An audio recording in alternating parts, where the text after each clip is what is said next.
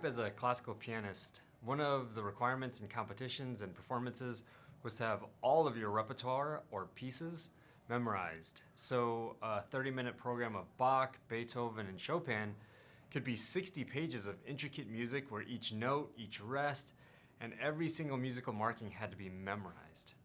While that can take dozens upon dozens of hours of practice to prepare, one of the most formative stages of learning for me was when I was just familiar enough with the piece that I was starting to memorize it, but not secure enough with it where I was completely off book.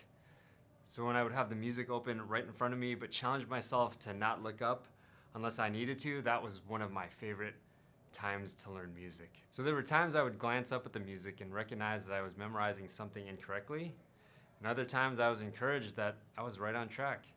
I'd grow in confidence and enjoy by having a deeper understanding of this music that these incredible composers had written. Next thing I knew, I'd have these masterpieces at the tips of my fingers because of the intentional, unseen hours of seeking to memorize music that was now stored in my mind and in my heart.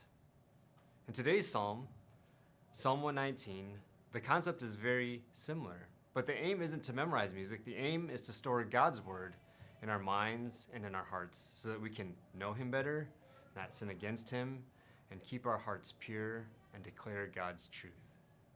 Psalm 119, verses 9 through 16 says this: "How can a young man keep his way pure? By guarding it according to your word. With my whole heart I seek you.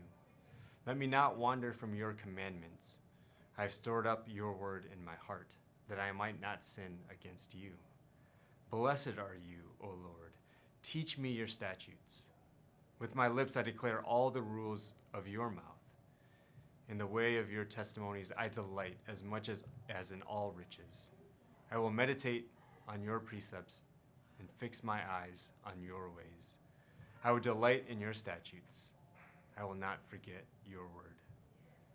My prayer for you and for me is that we would seek God with our whole heart today, that we would delight in taking the intentional and unseen hours to store up his word in our hearts, and that we would not forget God's word so that we can declare his truth and fix our eyes on his ways today.